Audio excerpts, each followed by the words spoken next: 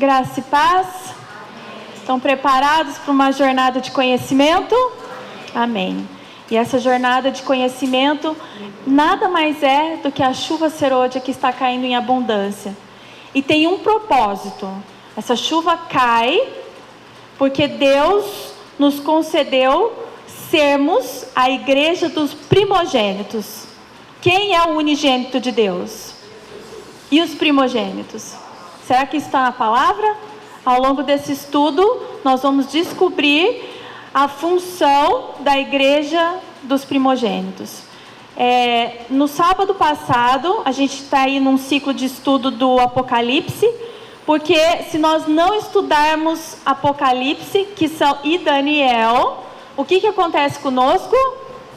A igreja do Senhor Jesus corrompe, porque sem profecia o povo corrompe. Mas graças a Deus, sabendo Deus de todas as coisas, Ele nos deixou profecias para o tempo do fim que precisam ser cumpridas. E Satanás estuda diligentemente cada uma delas.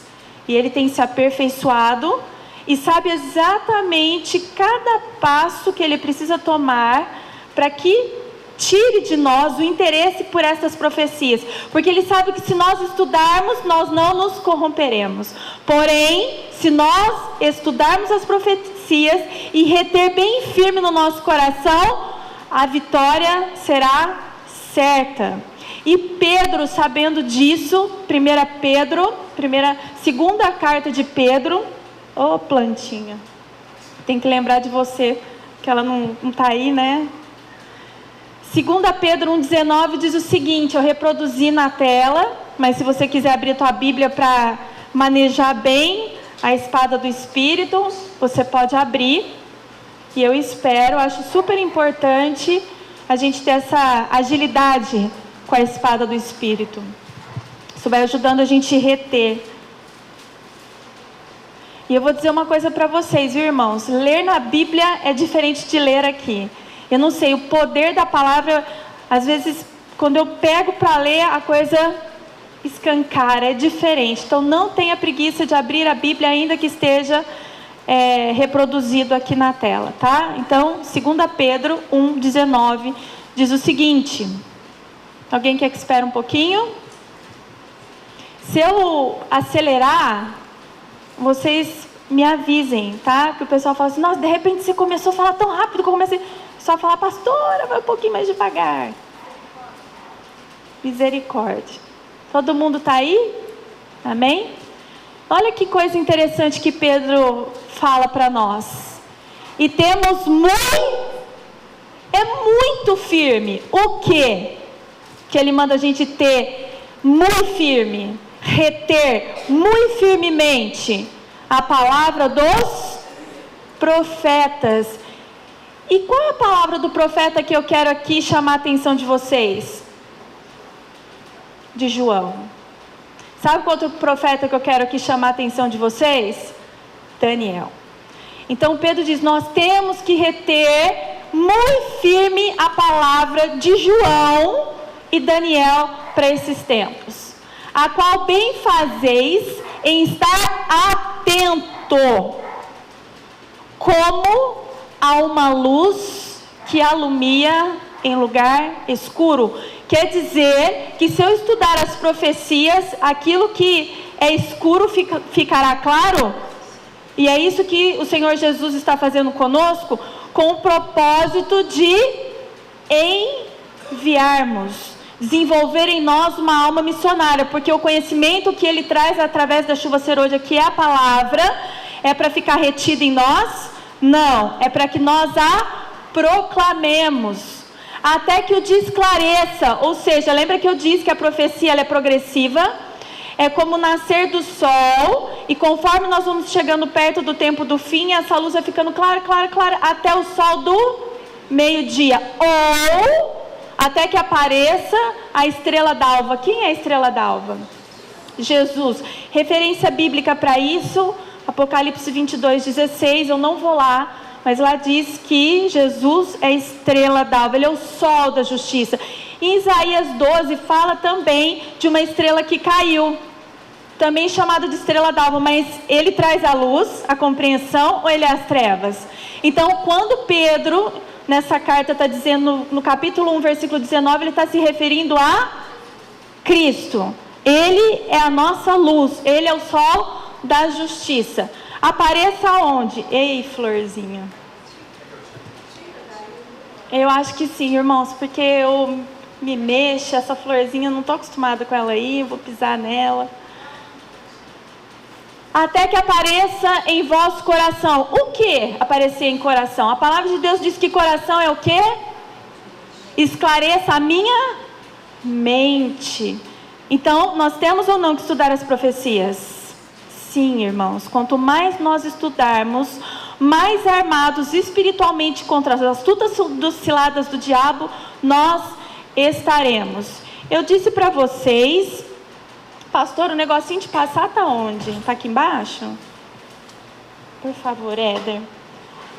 Eu disse para vocês, no sábado passado, que nós estudaríamos as vestes da mulher de Apocalipse 17, que é uma prostituta, certo? E é exatamente isso que nós vamos estudar hoje. É um capítulo... Obrigada, tá ligado já? É um capítulo à parte. Deus tem falado grandiosamente. Eu gostaria que vocês prestassem atenção, porque tem coisas que vocês não vão achar em lugar nenhum, porque foram ministrações do Senhor à minha pessoa, tá? Estudando coisas que Ele já havia revelado a outros homens. Como nós estamos numa crescente para a volta de Cristo, Ele tem interesse de mostrar mais e dar mais. Para quem? Para aqueles que têm fome e sede da palavra de Deus. Eu tenho, amém? Você tem? Então recebe em nome do Senhor Jesus, tá?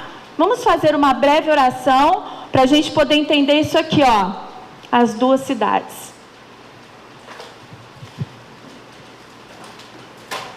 Senhor Deus Todo-Poderoso, eu quero te agradecer por tua infinita bondade e misericórdia de me lembrar que nós não havíamos feito oração. Isso é o teu carinho, o teu grande amor, e eu te louvo por isso, porque quando somos falhos em nós mesmos, o Senhor vem com a provisão. E neste momento eu peço que o Senhor abra, traga à luz, a estrela da manhã, à mente dos meus irmãos, e os esclareça a respeito de tudo quanto vamos falar aqui hoje. E me capacite para que eu seja a mais objetiva e seja um instrumento de luz na vida dos meus irmãos por meio de Cristo Jesus, porque eu tenho absoluta convicção que em mim mesmo eu não posso nada, mas em Cristo eu posso todas as coisas, e eu aceito esse desafio, em Cristo, a fazer tudo quanto o Senhor propõe-se a fazer na minha vida para abençoar os teus filhos que aqui estão. E é no nome de Jesus que eu oro, te agradecendo, repreendendo todas as forças do mal, em nome do Senhor Jesus. Amém. Uai, pastora, mas você não disse, a senhora não disse que nós vamos estudar as vestes da mulher prostituta? Então, por que o título aqui está As Duas Cidades? Quem pode ter uma luz aí divina para me explicar? Hã? Vamos ver? Será que vocês têm razão? Hã? Vamos ver? Eu coloquei aqui um gráfico para a gente entender o que significa essas duas cidades. Nós estamos estudando Apocalipse 17, e Apocalipse 17 fala de uma prostituta, e no versículo 5, Deus chama essa mulher, essa igreja, e dá para essa mulher, igreja, o nome de cidade. Qual é o nome? Babilônia. Mas, em Apocalipse 12, que a gente também já estudou, Deus também dá a esta igreja, essa mulher, né, vestida de sol, lembram? Um nome. Então vamos ver essas duas referências na Bíblia. Você pode abrir a tua Bíblia em Apocalipse 21, 2, para a gente entender qual é o nome da cidade que Deus dá à mulher de Apocalipse 12, 1. Quem é a mulher de Apocalipse 12, 1? A mulher vestida de sol. A mulher vestida de sol representa o que mesmo? Hã? É uma mulher vestida do que? Da justiça. Nós estamos falando de vestes, certo? Então a mulher de Apocalipse 12, 1 é a mulher vestida de sol. de luz, de verdade, de clareza. Então vamos ver lá em Apocalipse 21:2, o nome que o João escreveu para nós, que ele recebeu de Jesus e que Jesus recebeu do Pai. Apocalipse, isso que eu estou vendo que eu não estou enxergando nada, estou sem 21:2. O novo céu e a nova terra. Versículo 2, tá, pessoal? E eu, João, vi o quê? A santa cidade. Aí ele vai dizer o nome dessa santa cidade. Qual é o nome? Nova Jerusalém, que de Deus descia do céu, adereçada, ou é a mesma coisa que adornada, como uma esposa. Então, figurativamente, a igreja, a mulher, é também a cidade. Sim? Tudo bem, todo mundo está seguindo o raciocínio. E essa esposa estava ataviada. O que significa ataviada? Ornada. Significa embelezada, enfeitada para o seu marido. Quem era o marido dessa mulher? Jesus. Bom, em contrapartida, em oposição, em contrafação. Contrafação é algo que é ao contrário. Nós temos a mulher do Apocalipse 17. E essa mulher do Apocalipse 17, você pode abrir tua Bíblia um pouquinho aí para trás. Apocalipse 17. Versículo 5. Vai dizer que essa mulher... Vamos ler a partir do versículo 4, para você saber. Nós já sabemos que mulher é igreja, e também a igreja do Senhor é também chamada de um nome de uma cidade. Nós aprendemos que a mulher do Apocalipse 12:1, o nome dessa cidade é Nova Jerusalém. E nós vamos descobrir o nome da mulher do Apocalipse 17, o nome dessa cidade. O próprio texto vai falar, vamos ler a partir do versículo 4. E a mulher estava vestida de púrpura e de escarlata, adornada com ouro e pedras preciosas e pérolas, e tinha na mão um cálice de ouro cheio das abominações da imundícia de sua prostituição. E na sua testa, na testa da mulher, estava escrito o nome, mistério, a grande Babilônia, a mãe das prostituições e abominações da terra. A pastora, mas aqui não está escrito cidade, não. Aí é por dedução. Afinal de contas, a gente sabe que Babilônia, no Antigo Testamento, em Jeremias 50:51, era uma cidade literal. Então, por dedução, se a gente for lá em Jeremias, 50:51, a gente vai saber que isso era uma cidade. Mas a gente nem precisa disso. Sabia que no próprio corpo do Apocalipse 17 está escrito quem é? Leia aí o versículo 18, Apocalipse 17:18. Vai dizer que essa mulher prostituta, vai dizer que é uma grande cidade. E a mulher que viste é a grande cidade que reina sobre os reis da terra. Bom, essa mulher de Apocalipse 12:1, ela está vestida de sol, que nós já dissemos. Apocalipse 12:1 é a descrição da mulher vestida de sol, que é a igreja revestida da justiça de Cristo. E o que é a justiça de Cristo? Qual é? O que Cristo veio, né? Porque a gente sabe que Apocalipse 14 fala que nós devemos, 14:12, nós devemos ter paciência. Aqui está a paciência dos santos, os que guardam os mandamentos de Deus e têm a fé de Jesus. Apocalipse 12:17 diz que Satanás se irou muito contra a mulher, mas ele foi fazer guerra contra quem? Contra o remanescente. Quem é o remanescente? Os que guardam os mandamentos de Deus e têm o testemunho de Jesus. Aí eu tenho que estudar qual é o testemunho de Cristo. Nós sabemos que Jesus não veio, em Mateus 5, diz que ele não veio para abrogar a lei. Ele veio para cumprir. Ele não veio fazer, lá como fala em Mateus 5:17, não vim destruir a lei ou os profetas. Lembra João falando? olha, atente bem para aquilo que os profetas vão dizer, porque eles são a luz, a estrela d'alva, para o vosso entendimento. Bom, em contrapartida dessa mulher, né, essa nova cidade, Nova Jerusalém, nós temos Babilônia. E o que Babilônia está vestida? De um cálice de ouro, cheio das abominações e da imundícia da sua prostituição. Abre a tua Bíblia lá em Apocalipse 14, 8. Olha que coisa interessante. Apocalipse 14, 8, nós sabemos que é a mensagem dos 144 mil para o mundo. Nós descobrimos que a grande cidade é Babilônia. E que Babilônia é Roma papal. E olha que interessante que está escrito no corpo das 3 mensagens, e especificamente na segunda, diz assim: e o outro anjo seguiu dizendo: caiu, caiu Babilônia, aquela grande cidade. E o que essa cidade fazia? Ela não vendia, ela dava de graça. O que? A todas as nações deu a beber o vinho da ira da sua... O que é a ira de Satanás? As prostituições.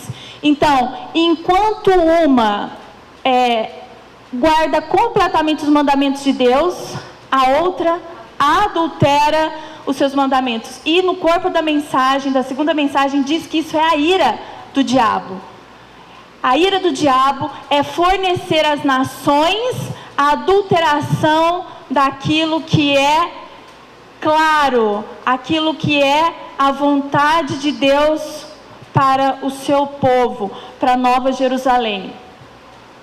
Então, Apocalipse 12, 17, eu já transmiti: guarda os mandamentos de Deus e tem o testemunho de Cristo. A contrafação da Babilônia ou da mulher adúltera adultera os mandamentos de Deus e não tem o testemunho de Cristo.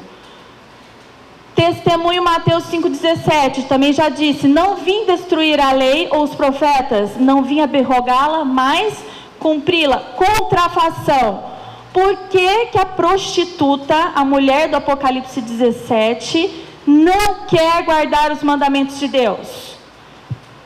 Abre a tua Bíblia lá em 2 Tessalonicenses 2,4. São textos bem conhecidos. Eu só estou fazendo um texto de quem é uma e quem é a outra. 2 Tessalonicenses. Texto bem conhecido. Por que essa mulher não guarda os mandamentos? 2,4. Porque ela se levanta contra tudo que se chama Deus, ou se adora, de sorte que se assentará como Deus, no templo de Deus, querendo parecer Deus. Ela destruiu os 4 primeiros mandamentos. Por quê? Porque o primeiro diz o quê? Não terás outros deuses.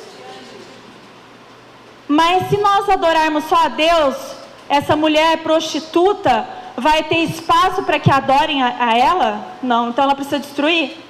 Não farás imagem de escultura.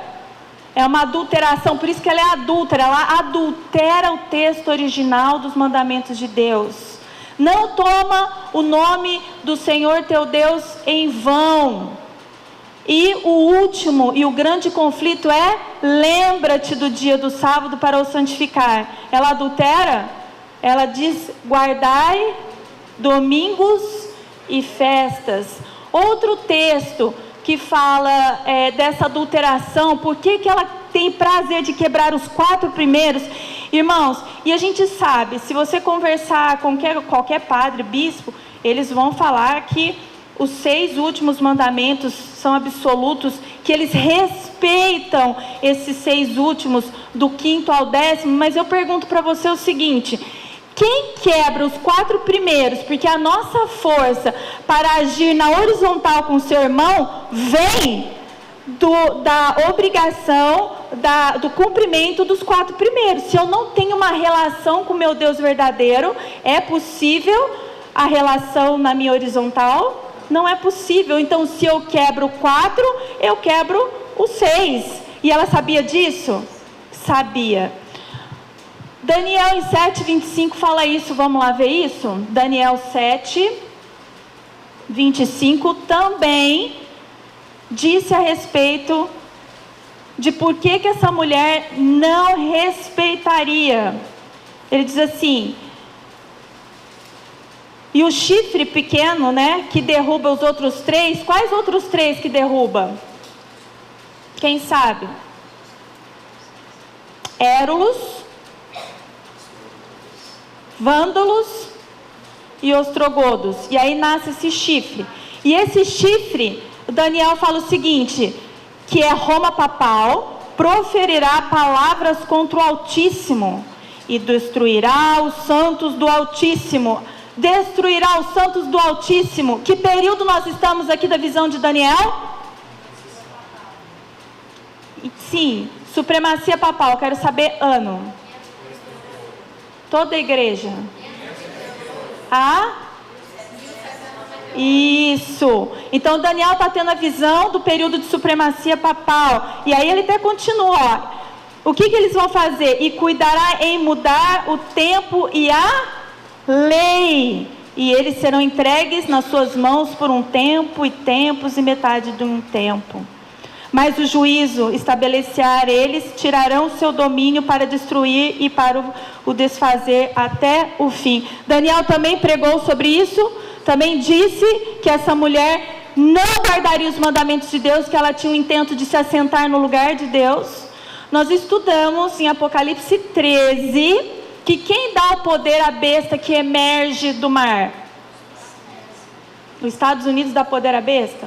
Quem deu poder à besta? A que emerge do mar? Hein?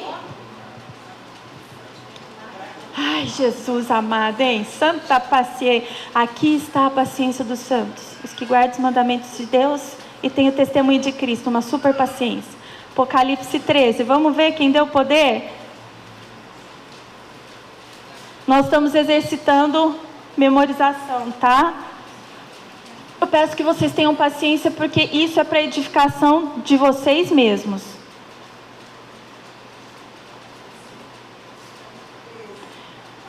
Capítulo 13, versículo 4. Quem deu poder à besta que subiu do mar?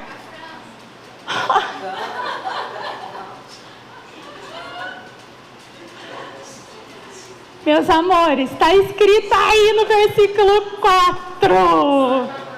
Satanás, o dragão deu poder à besta que emerge do mar.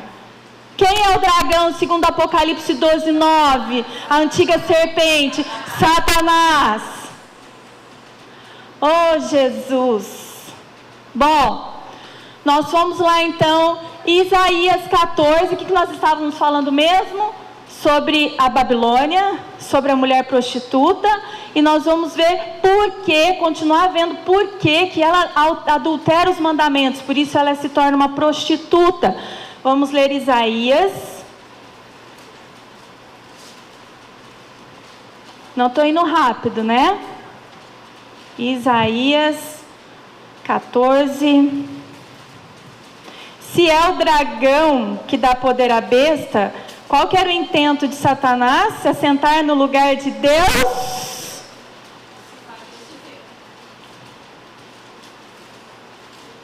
Todo mundo já achou?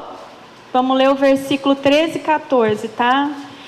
E Satanás, Jesus falando de Satanás, e tu dizias no teu coração, eu subirei ao céu, acima das estrelas de Deus. Quem são as estrelas? Será que aqui Isaías estavam falando de estrela no sentido literal? Quem são estrelas? Anjos. Então ele estava falando, eu vou sentar acima dos anjos de Deus e acima de Deus. É isso que ele está falando. Jesus está falando de Satanás. Eu subirei ao céu e acima das estrelas de Deus exaltarei o meu trono, e no monte da congregação me assentarei da banda dos lados do norte. Subirei acima das mais altas nuvens e serei semelhante ao Altíssimo. Então, quando Satanás introduz os seus sentimentos, as suas vontades, os seus pensamentos. Ele faz isso dando o seu poder à Roma papal, a besta que emerge do mar. Então, ela vai guardar os mandamentos? Não, ela vai adulterar, porque ele quer se sentar no lugar e ele quer se chamar Deus. Tudo bem? Tá fácil, né? Bom, essa mulher, ela é vestida de linho fino, puro e resplandecente. Aonde nós já ouvimos essa expressão dessa mulher vestida de sol, que é a justiça de Cristo? Quem se vestia assim? Jesus. Mas aonde tem uma referência bíblica que eu possa, se alguém me questionar, mas como você pode comparar? Simples, irmão. Abre lá a tua Bíblia, em Daniel 12, nós vamos ver um homem vestido de linho. Daniel 12.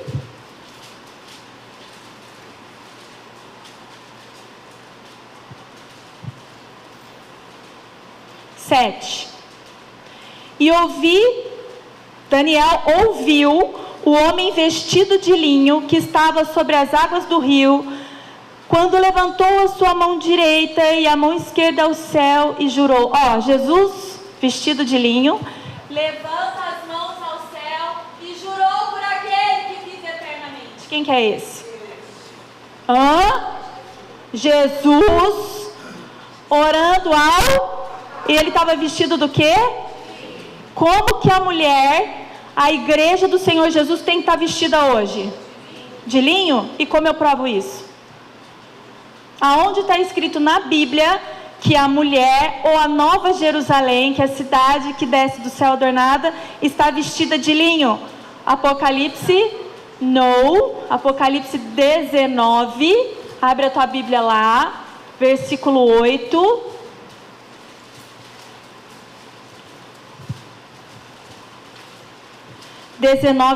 Diz assim, eu vou ler a partir do 7 para dar contextualização, tá?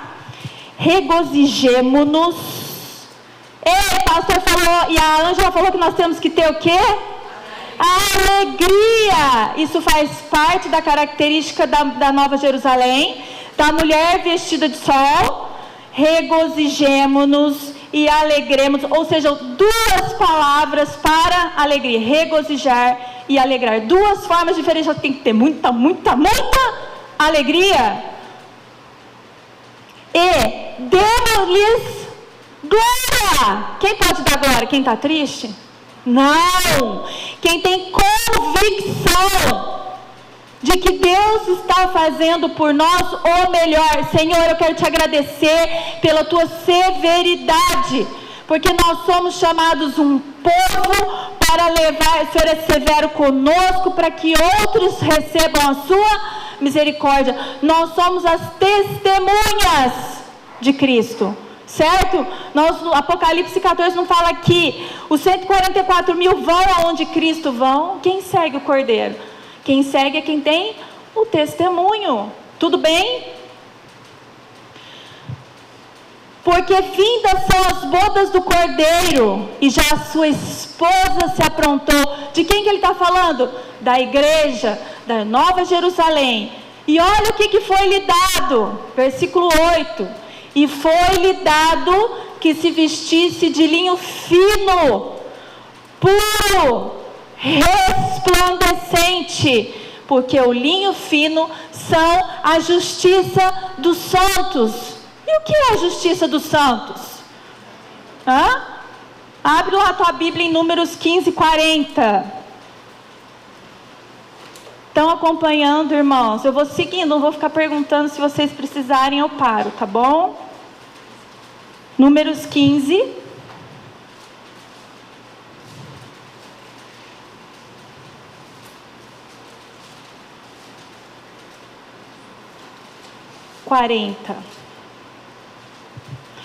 Para que vos lembreis de todos os meus mandamentos,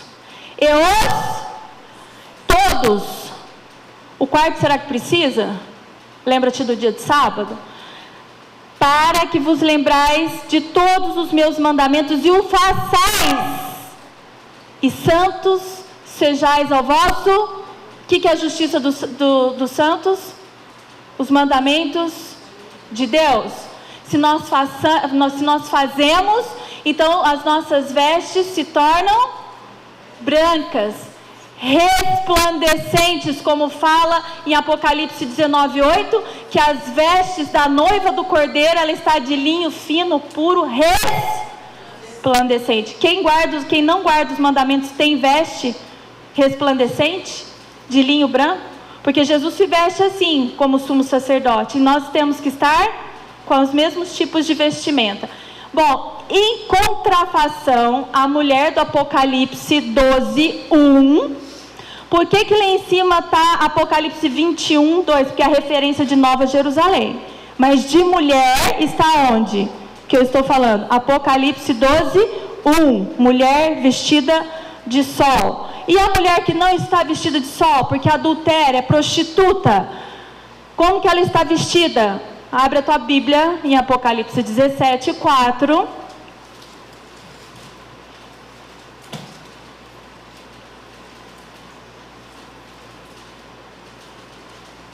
Vamos ver como ela está vestida.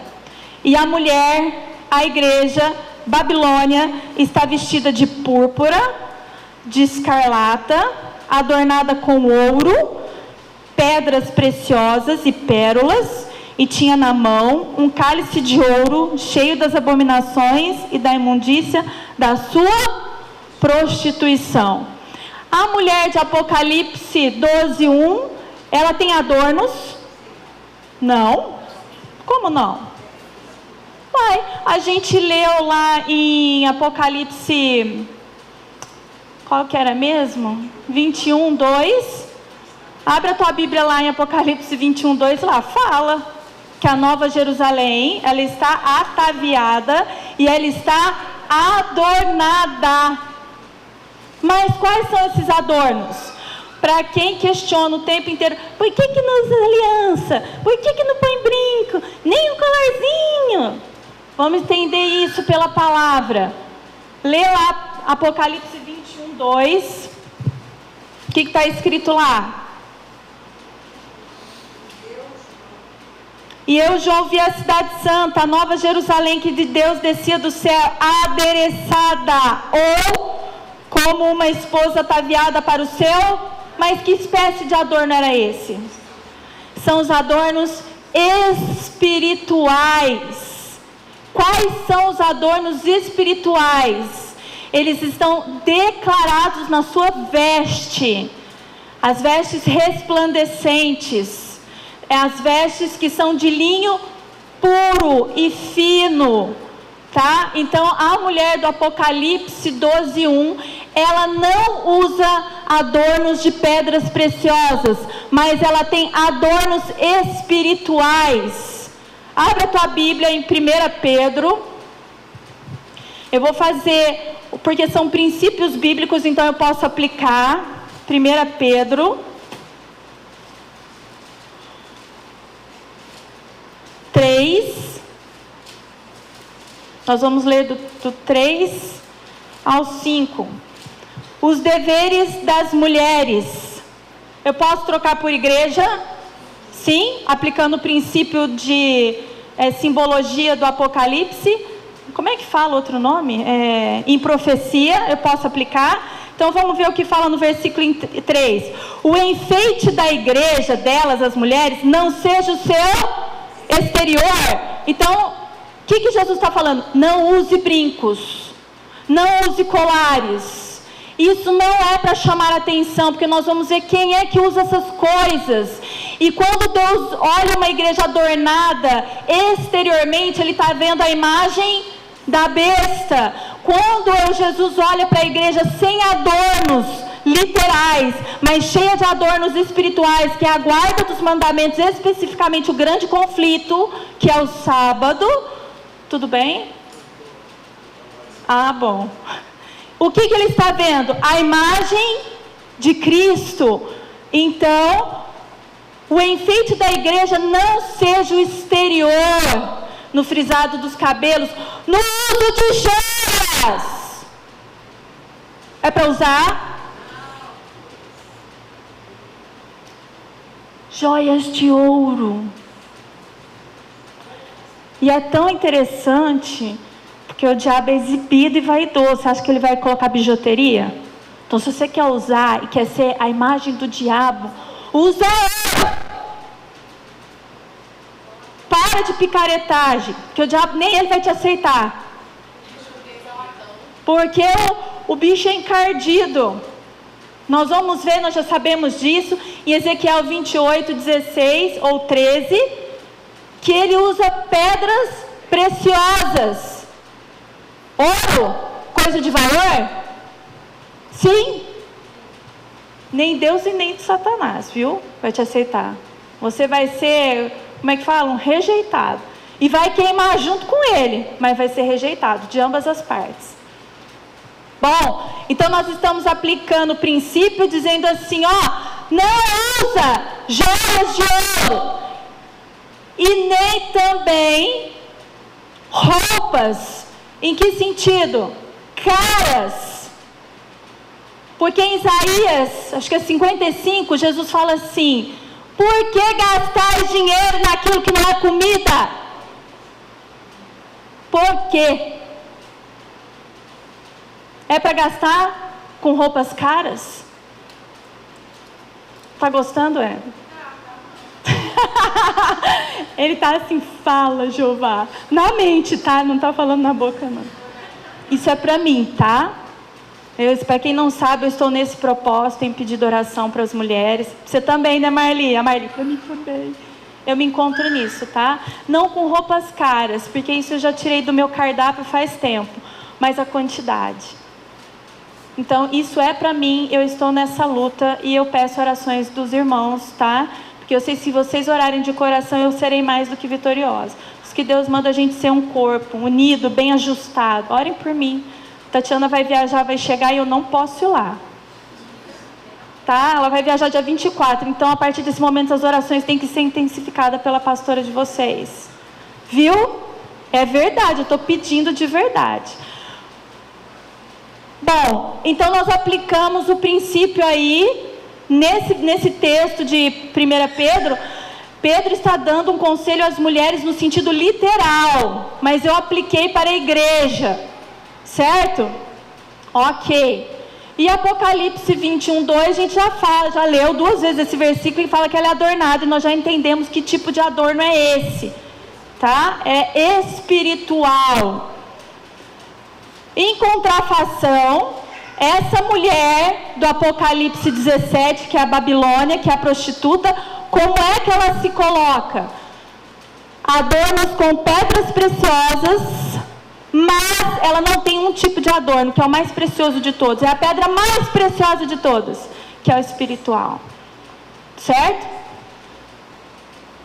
Essa mulher do Apocalipse 12:1, ou essa cidade, a Nova Jerusalém, que é composta pelos filhos dos santos do Altíssimo, o reino de Deus, ela é vencedora.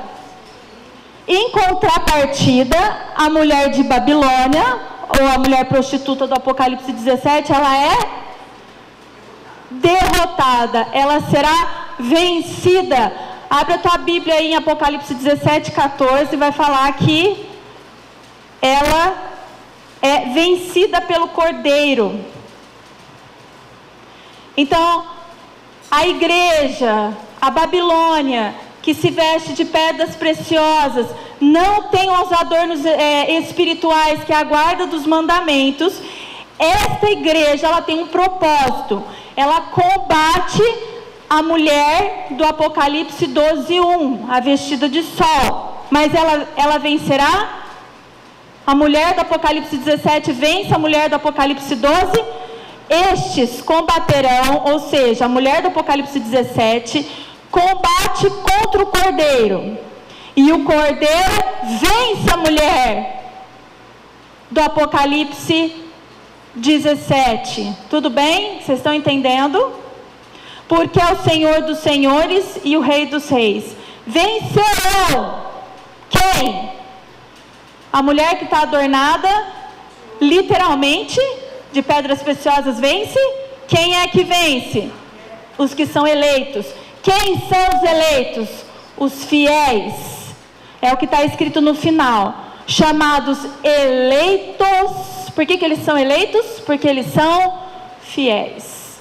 E quando o Senhor olha a igreja, Ele vê uma igreja sem adornos literais, mas com adorno espiritual, que é a maior riqueza, é a preservação e a proclamação do caráter de Deus, que é imutável. Amém? Tudo bem? Entenderam? Então, nós temos duas mulheres. A de Apocalipse 17:4, que tem 3 cores específicas, que nós já lemos. Quais são elas? Dourado, púrpura e o dourado é o ouro, tá? Então, quando fala vestidas de pedras preciosas, tá? E tinha um cálice de ouro, certo? Que vai nas suas mãos. Vai nas mãos porque representa o quê? Obras desta igreja, que são abomináveis. Bom, ela tem 3 cores: o dourado, a púrpura e o escarlate. O que é a púrpura? Roxo. Roxo, tá? Roxo. E escarlata é o vermelho vivo. Escarlate. Vermelho vivo. E contrapartida, nós temos as cores da mulher que serve ao Senhor. Como que eu sei disso? Abra sua Bíblia lá em Êxodo 28:5. Nós vamos ver que Deus determina cores para os sacerdotes. Êxodo 28:5.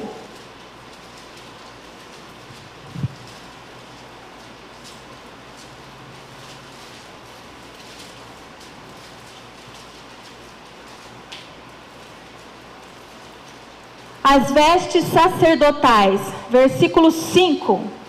Deus dando instrução de que cores deveriam haver nas roupas dos sacerdotes. Ele diz assim: e tomarão o ouro.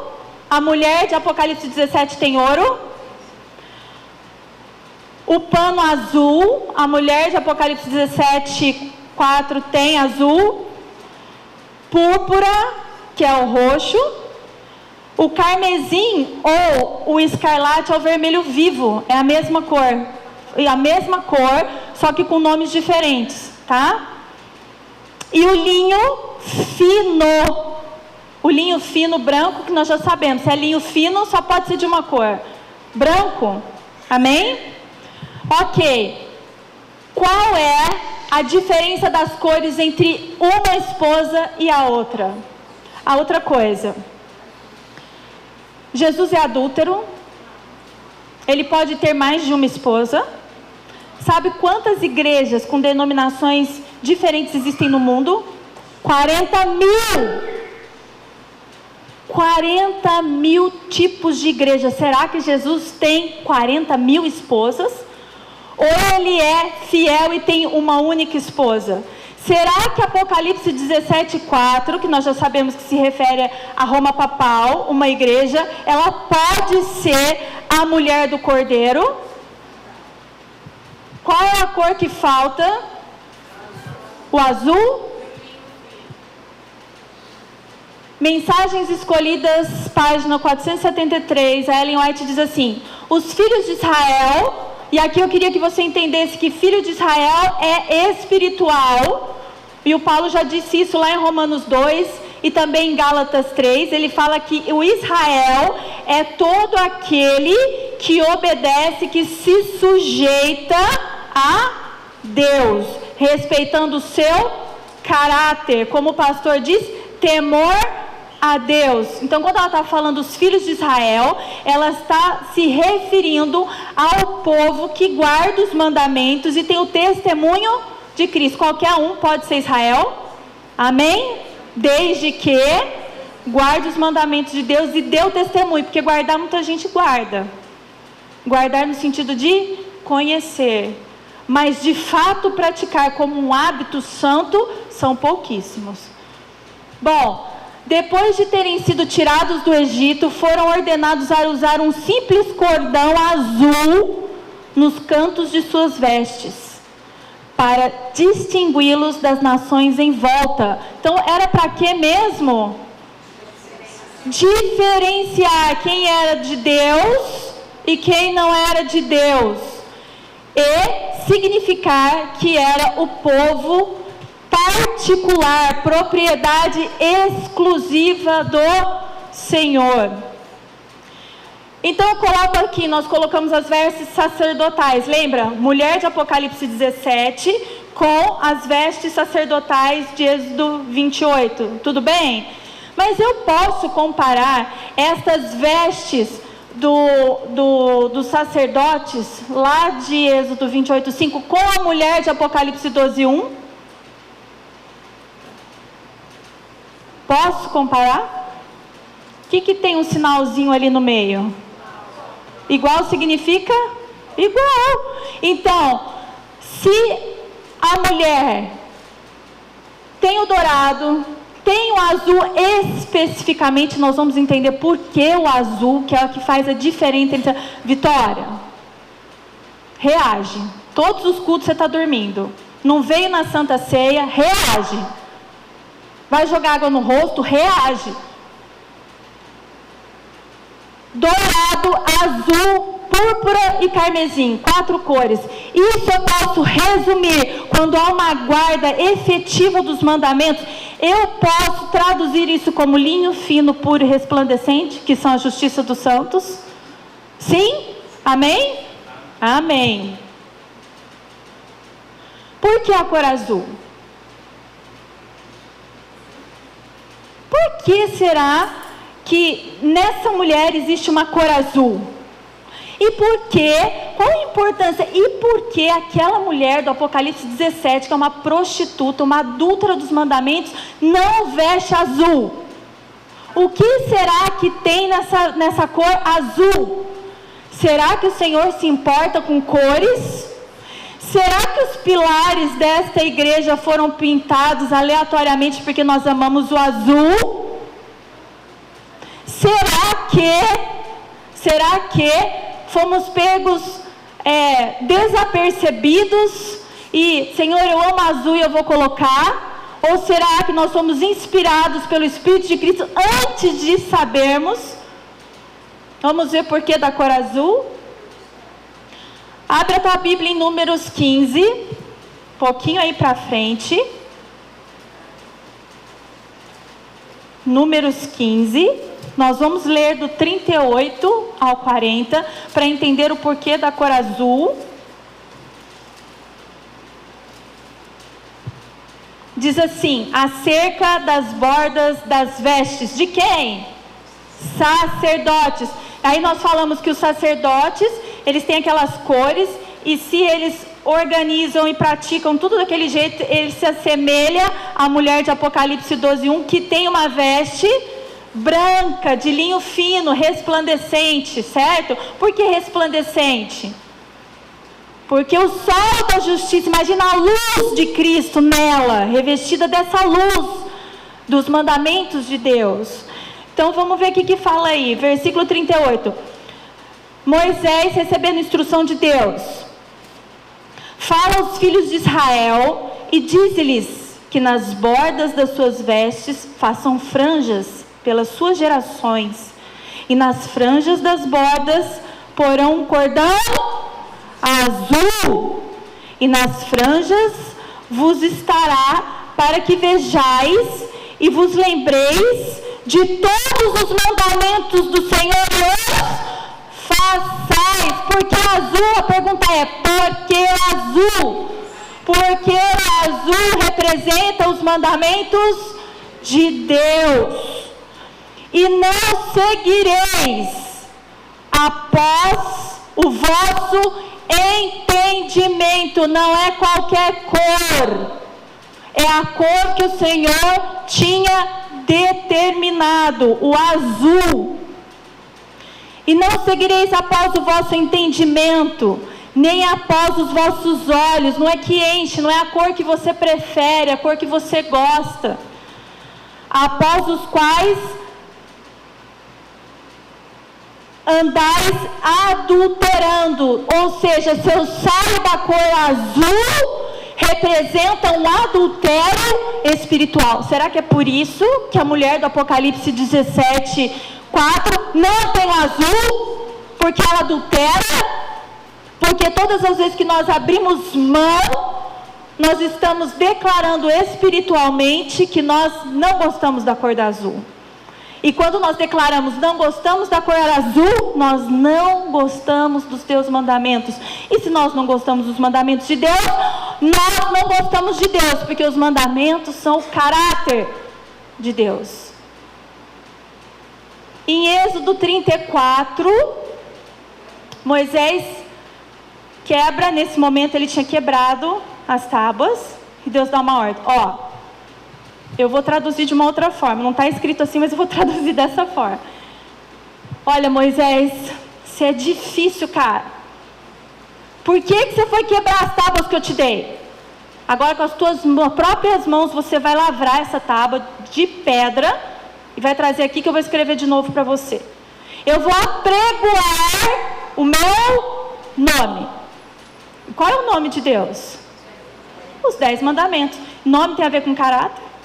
Então, quando eu deixo de praticar os mandamentos, o que eu estou fazendo? Dizendo que eu não aprovo o caráter imutável de Deus. Continuando aí. Versículo 40. Para que vocês têm que pôr essas bordas de franjas azuis na roupa de vocês? Para que vos lembreis. Aí eu faço uma conexão com Êxodo 24. 8. Quarto mandamento. Lembra-te para os nossos tempos. Naquele tempo o povo esquecia do dia do sábado? Esquecia. Menos frequente. Mas hoje, essa grande dificuldade é nos dias atuais. Então ele já coloca aqui. Para que vos lembreis do grande conflito. Eu estou aplicando para os nossos tempos. Que é, lembra-te do dia do sábado para o santificar, para que vos lembreis de todos os meus mandamentos e os façais. É só para lembrar? É só para conhecer? Ou é para fazer, aplicar, viver? E santos, então se nós guardamos os mandamentos, nós seremos santos ao vosso Deus. Se eu sou santo, como que é a minha veste? De linho puro e resplandecente. Ao contrário da mulher do Apocalipse 17, versículo 4. Tá bom. E o Senhor pergunta assim para nós: como estão as suas vestes espirituais? É para todo mundo andar de azul? Eu estou de azul porque eu queria dar uma ênfase nos mandamentos. Eu fiz de propósito. Mas será que o Senhor quer que a gente ande de azul?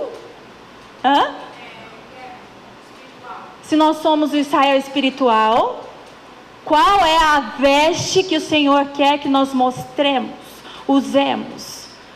Que nós apliquemos nas nossas vidas, o quê? Os mandamentos de Deus. E o Senhor nos pergunta: como estão as suas vestes espirituais? Ontem nós tivemos o grande privilégio de entrarmos no sábado adorando e não esperar às vezes com 2, 3, 4, 5, 10 minutos de atraso, sair do profano para o santo. É assim que Ele quer que nós demos ou que haja um preparo. Então isso é uma das coisas que Deus quer trabalhar conosco. Nós precisamos parar de chegar em cima da hora do sábado cansados, com a mente acelerada. Porque isso reflete as vestes espirituais.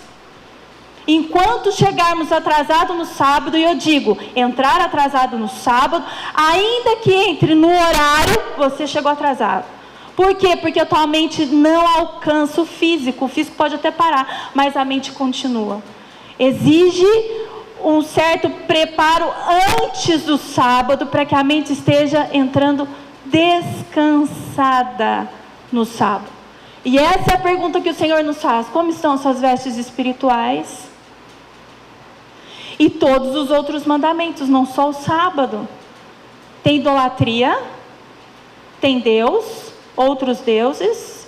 Será que nós tomamos o nome do Senhor em vão? E como está a tua relação? O Senhor repetiu ontem tantas vezes: amai-vos uns aos outros, amai-vos uns aos outros, amai-vos uns aos outros. Tudo bem aí, pastor? Amai-vos uns aos outros. Isso é um mandamento na horizontal. Se está tendo uma falha aqui, significa que está tendo uma falha aqui, e aí eu não formo a cruz de Cristo? Caiu aqui, cai tudo. Que cores e adornos o Senhor vosso Deus tem visto? Nós precisamos dos adornos espirituais. Onde nós encontramos esses adornos? Nos 10 mandamentos. Esses são os adornos reais, poderosos. Ouro fino, ouro de Ofir. É isso que Deus quer ver nas nossas vidas. Mas por que o azul representa os mandamentos? Tá bom, entendi. Porque o azul são os mandamentos. Mas por que Deus escolheu o azul para representar os mandamentos de Deus? Será que alguém pode me dar uma ideia? Pastor, como que eu vou saber? Eu não estou na cabeça do Senhor. Quer falar, pai? Cor do céu? Olha, você quase chegou lá, hein? Bateu na trave. Será que tem alguma relação com o que o meu pai disse? Hã? Sim, não, talvez, pode ser. Prefiro não opinar. Hã? Abre a tua Bíblia lá em Êxodo 24. Um pouquinho para trás aí de Números. Êxodo 24, a Simone só dá risada. Êxodo 24, 10, diz o seguinte. Aqui Deus dá uma ordem para Moisés para subir o monte, tá? E nesse momento aqui do versículo 10, nós vamos ver o que Moisés vai ver. E viram... Eu vou colocar o versículo 9 para contextualizar, tá? E subiram Moisés e Arão e Nadab e Abiú e 70 dos anciãos de Israel. E o que eles viram? Olha que tremendo! Eles viram o Deus de Israel. Sabe aquele monte de nome que o pastor começou o culto? Esse Deus aí, que eles viram. E debaixo dos seus pés, dos pés de quem? De Deus. Vamos ver o que havia? Havia como uma obra de pedra de safira, não é Z, é Sá. E se eu trocar, vocês me chamam a atenção, tá? Safira, e como o parecer do céu na sua... O que eles viram? Debaixo dos pés de Deus, então nós podemos dizer que isso é um firmamento, é a base, é o alicerce, é o fundamento, estava debaixo dos pés do Senhor, é o que sustenta o reino, sim? De que cor era? Quem disse? Por que vocês descobriram que safira é azul? Porque o próprio texto da Bíblia nos esclarece, diz assim: é como pareceu do céu na sua claridade. Imagina um dia lindo de sol. E aí você olha aquele sol azul, aquele céu azul lindo, sem nenhuma nuvem. E ele diz que essa safira era o firmamento. Safira era o firmamento. Mas será que só isso é o suficiente?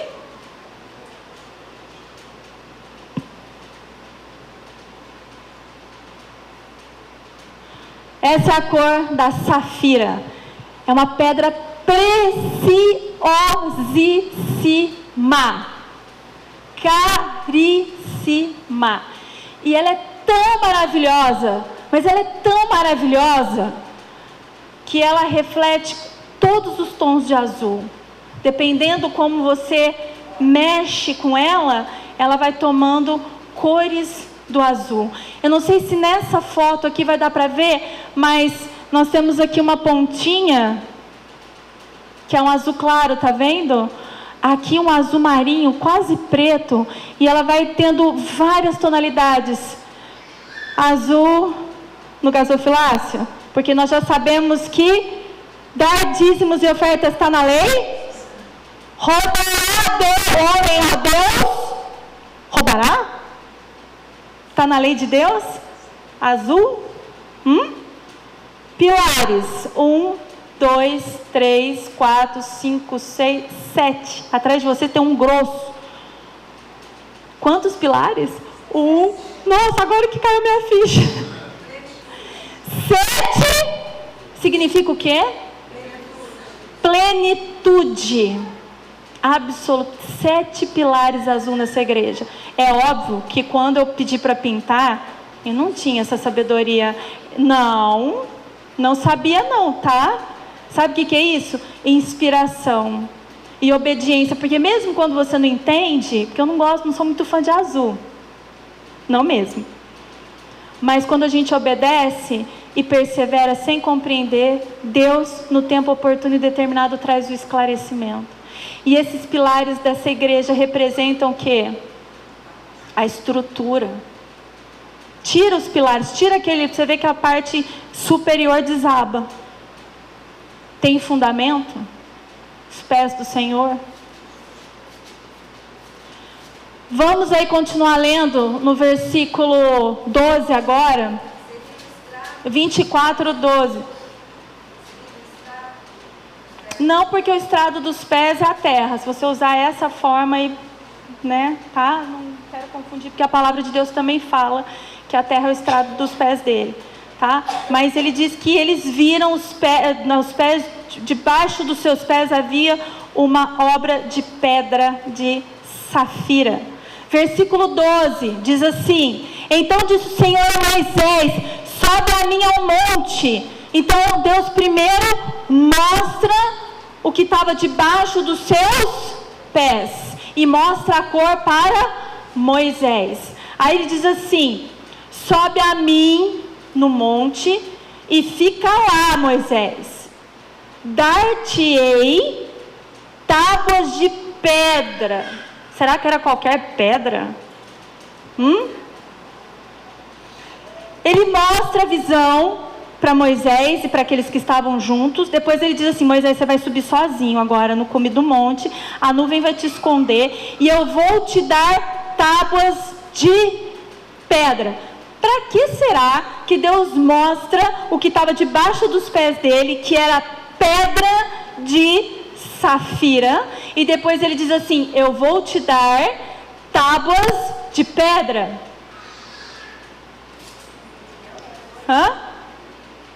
Alguém quer arriscar alguma sugestão, menos tu?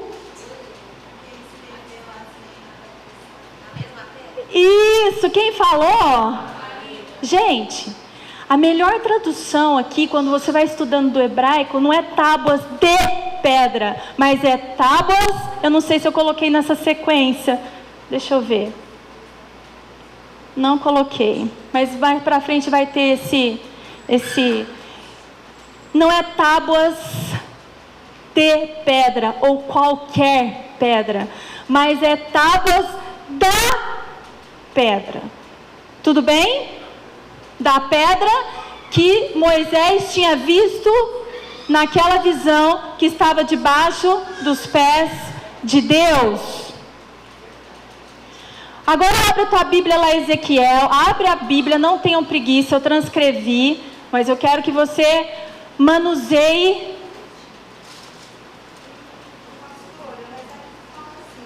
Micael, tira o cobertor e essa almofada. Não é hora de dormir nem aconchego, agora é hora de escutar a palavra de Deus. Tira o cobertor de trás das costas, porque vai ficando quentinho, vai dando soninho. E abre a Bíblia.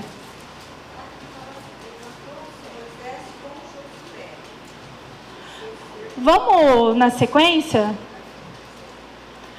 A primeira visão dos querubins. Ezequiel 1:1. Nós estamos estudando, mas por que Deus escolheu a cor azul para os mandamentos? Nós já descobrimos em Êxodo 24:12 que ele deu tábuas da pedra de safira a Moisés. A minha mãe tinha feito um questionamento. Marca o teu dedinho aí, Ezequiel 1:1. Deixa eu só terminar a leitura, tá? Pergunta? Pergunta para Simone? Tá. Então, volta lá em Êxodo 24, que eu não terminei de ler o versículo.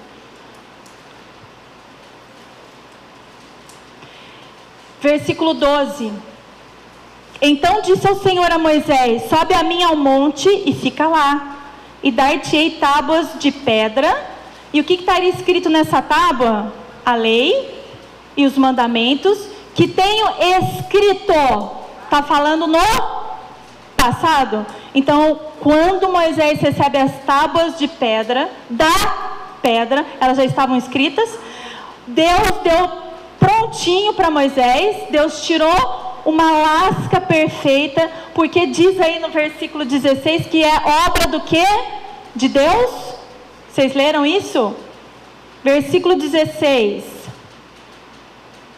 16 nada, queridos. Versículo 10 é que fala que era obra de Deus, ó. E viram Deus de Israel, debaixo dos seus pés havia uma obra de pedra de zafira, como parecer no céu na sua claridade. Versículo 16 mesmo, que fala que era obra de Deus. Onde está isso? Eu marquei e sumiu, mas depois a gente volta lá. Mandamentos que tenho escrito para os... Ele já tinha escrito. Quando ele deu para Moisés, ele já tinha tirado a lasca dessa pedra e já tinha escrito e já tinha entregado pronto para Moisés. Certo? Tudo bem? Mãe, qual que era a sua dúvida?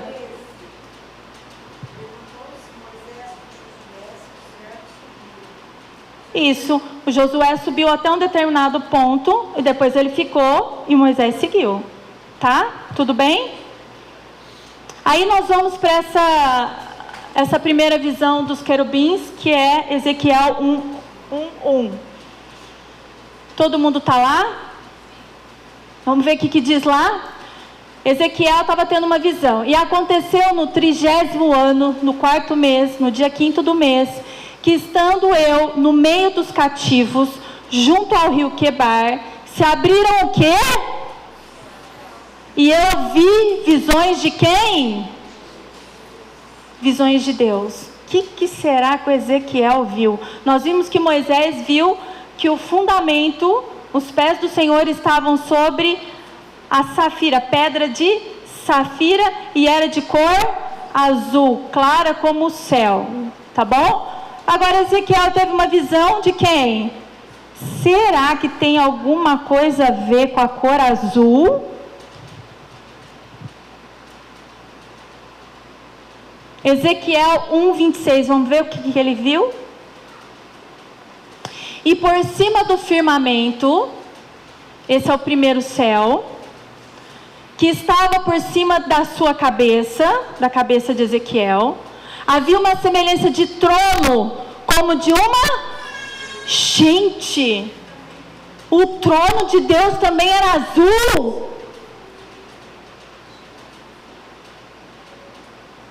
E sobre a semelhança do trono, havia como que a semelhança de um homem no alto sobre ele. Quem era esse homem que estava sentado nesse trono de cor safira, azul? Você imagina um trono todo de pedra que, conforme o movimento... Você sabia que o trono de Deus não é fixo, né? Não! Para saber isso tem que ler Ezequiel, que o trono de Deus tem rodas. E as rodas são os anjos, e leva ele para todos os lugares. Aí você imagina com o resplendor dos céus, a claridade, aquela luz. Imagina a beleza desse trono, imagina a beleza desse piso. O que representa trono, irmãos? Quando vocês veem fica facinho falar, né? O trono de Deus representa a máxima autoridade do universo. Dali sai todas as diretrizes, o comando para todas as nações do mundo. Só do nosso mundo caído? Para todos os mundos não caídos. Será que é por isso então, se o trono é azul e representa a máxima autoridade de Deus sobre todas as coisas, será que é por isso que ele escolheu a cor azul para os mandamentos? Eu posso afirmar? Sim, né? Podemos? Ezequiel 10, versículo 1.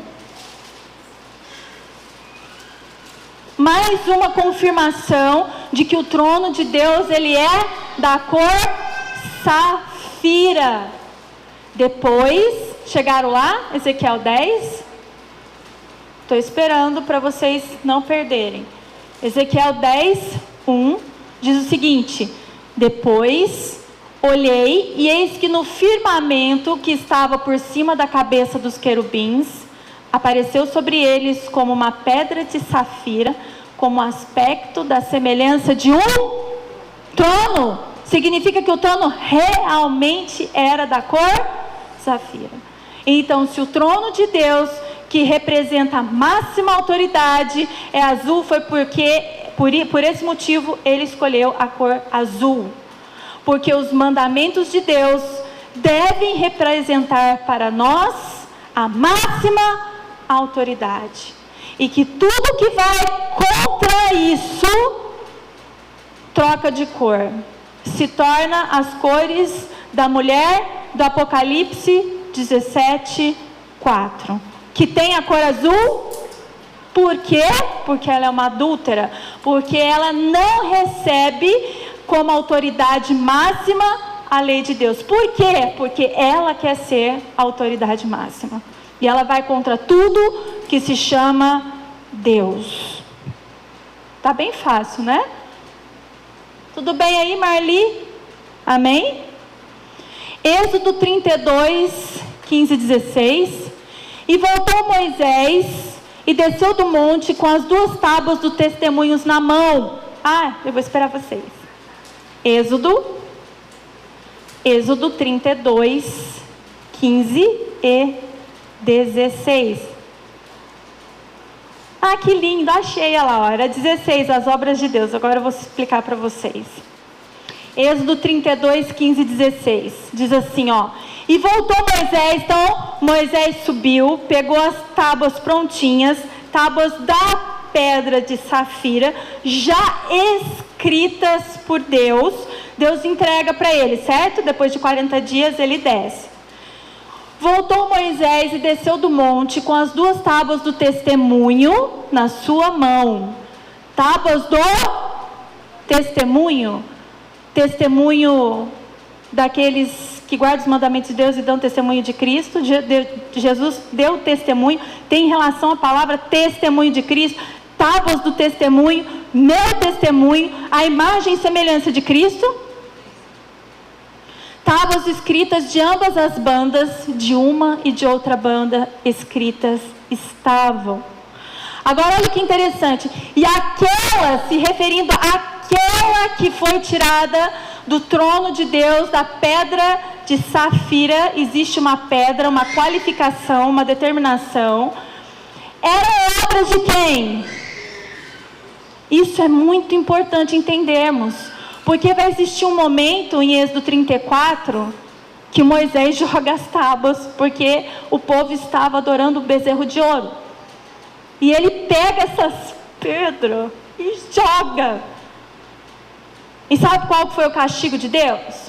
Não vou dar mais a pedra de safira tirada do meu trono. Você com as suas mãos vai fazer agora de uma pedra inferior que não chega nem aos pés. Mas todo o povo viu.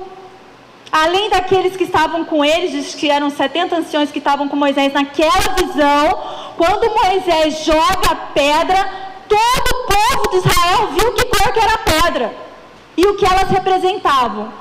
E agora, pois, por causa do nervosismo e da atitude impensada de se quebrar aquelas pedras, Deus dá uma ordem em Êxodo 34 e diz assim: agora você vai confeccionar. E você sobe, depois que você cortar as pedras, você sobe aqui, que aí eu as escreverei. E aí eu creio que é a visão dos filmes que a gente vê, né, do dedo de Deus escrevendo na frente do Moisés os 10 mandamentos novamente. Tudo bem? Por que eu sei que as primeiras pedras não tinham a ver com as segundas? Porque aqui diz que aquelas que Moisés quebrou, obra exclusiva. Mas na segunda não era exclusiva de Deus. Porque quem é que cortou as pedras da segunda vez? Moisés. Tudo bem? Isso aqui eu já expliquei, tá? Então a melhor tradução é tábuas da pedra. A primeira. A segunda é tábuas de pedra. Tá? A pedra que ele deve ter tirado do Monte Sinai e deve ter feito igualzinho Deus pediu que ele fizesse. Bom, Êxodo 34:1, abre lá.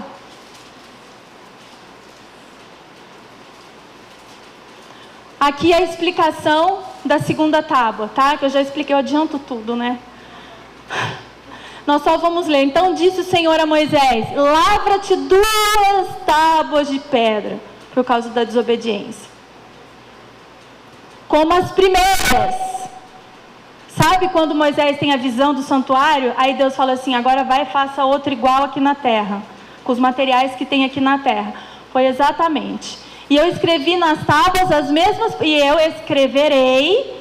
Ou seja, aqui está no futuro, lá não, lá está no passado. Eu as escrevi e vou te dar. Agora aqui não, você vai subir com a pedra que as suas mãos vão lavrar, e eu escreverei nas tábuas as mesmas palavras que estavam nas primeiras tábuas que tu quebraste. Deus não ficou muito bravo, porque Moisés estava indignado com uma abominação, mas Deus se ira. Mas ele age no fervor, no calor da sua ira, porque, irmãos, se Deus fizesse isso, ninguém estaria aqui, viu? Aliás, ontem no final da ceia, qual foi a oração que nós fizemos? Senhor, tem muitos das tribos aqui de Israel que tomaram a ceia indevidamente, mas tenha misericórdia e ajude-nos a purificarmos do modo correto, é uma sequência, certo? Moisés, então, o castigo foi: agora é você que vai lavrar, e vai ter o prejuízo de não ter uma pedra preciosa tirada dos altos céus. Você imagina isso? Meu Deus do céu! Se você parar para pensar, é muito precioso. Cara, uma tábua tirada lá do céu na sua mão. Agora se ficar com uma de pedra. Tá, que ele viu Deus escrevendo lá. Mas, irmãos, e era Deus já ensinando uma grande lição para Moisés, porque de vez em quando ele escorregava, né? Lembra da outra história da pedra, que Deus manda ele falar com a pedra?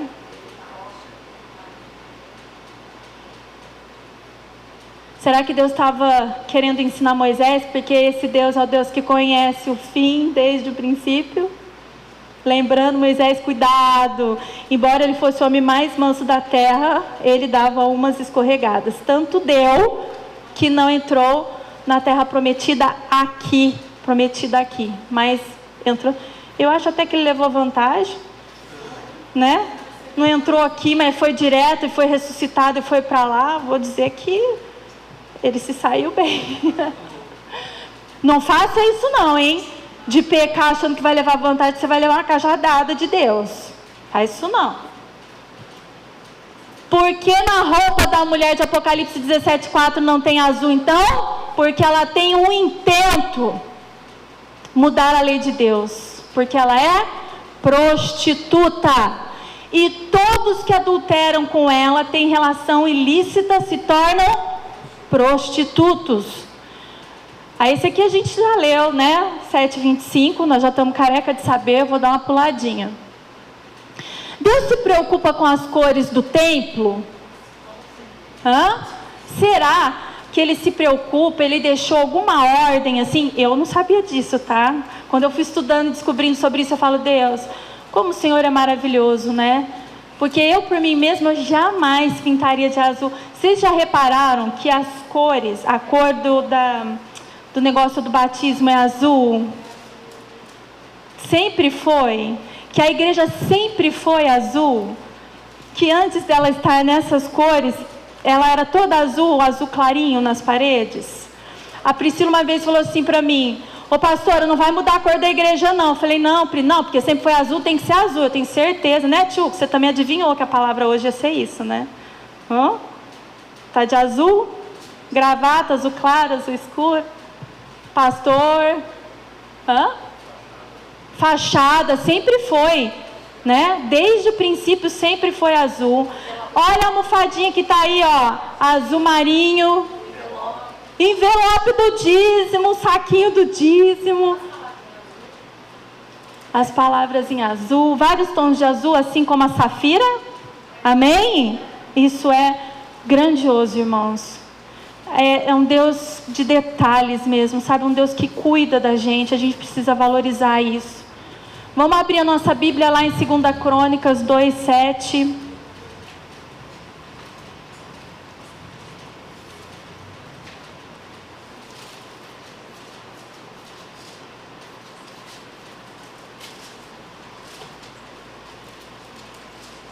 Segunda Crônicas 2.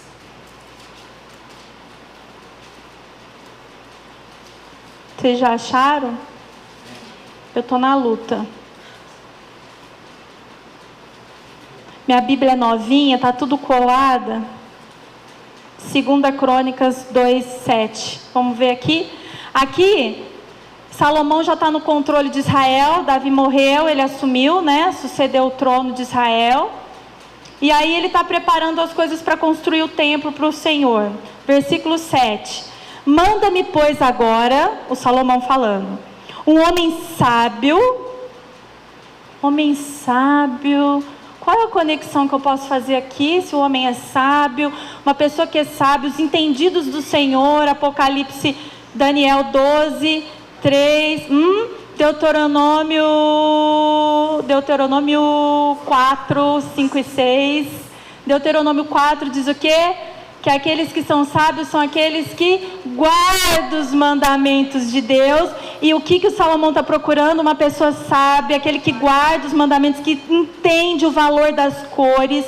E quando Deus determina como as coisas devem ser, eu tenho que obedecer à risca. Então Salomão está procurando um homem sábio. E eu posso determinar que esse homem sábio, ele guarda os mandamentos de Deus, para trabalhar em ouro.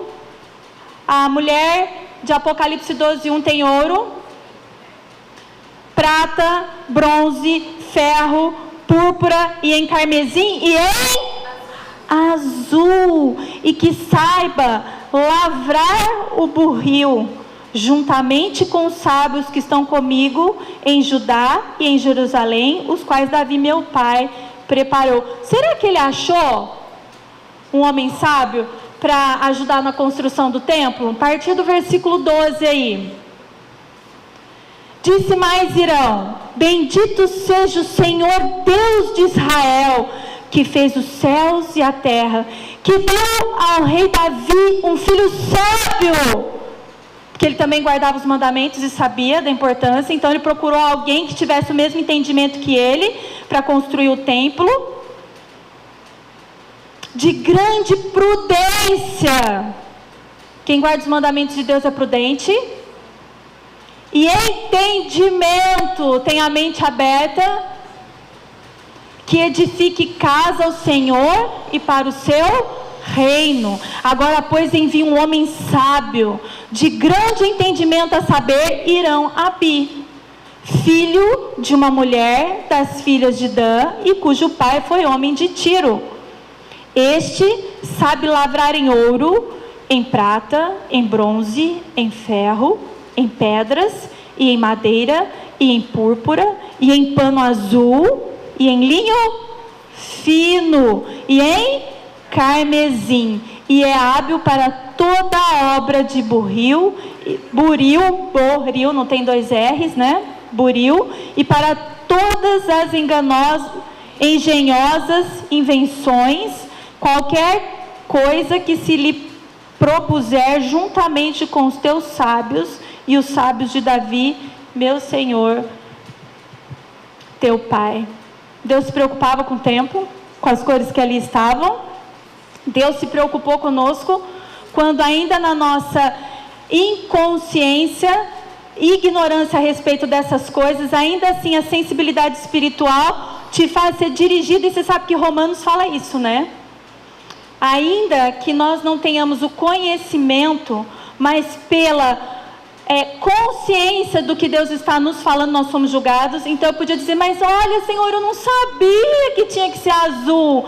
Mas você sentia no seu coração, porque eu falava por meio do Espírito que deveriam ser essas cores. E muitos serão julgados desta forma, porque ignoram a vontade do Senhor. E as igrejas, e é tão interessante que hoje em dia as igrejas estão de que cor, irmãos? Teto preto, tudo preto, tem só uma pessoa com uma luz de centro, é tudo escuro. E se você der uma volta por Barretos no domingo, no culto das 7, um dia eu não sei quem que eu fui levar, a Jana, na casa dela, num domingo, e a gente passou as igrejinhas de bairro, todas apagadas, no escuro. Gente, breu total, estava na hora do louvor. Breu! Trevas! Jesus é a luz. Será que Deus sabia? Por isso que ele fala, lembra dos mandamentos, vocês vão relacionar com a cor. Vocês vão saber que a igreja desses tempos, ela tem que ser luz, tem que ter claridade, não é no escuro. Irmãos, Deus é extremamente sábio e detalhista. E nós temos que fugir da imitação do mundo, dos valores do mundo. Estarmos apegados à vontade de Deus. Abra a tua Bíblia em Hebreus 12. A igreja dos primogênitos. Lembra que eu falei no começo do culto? A igreja dos primogênitos.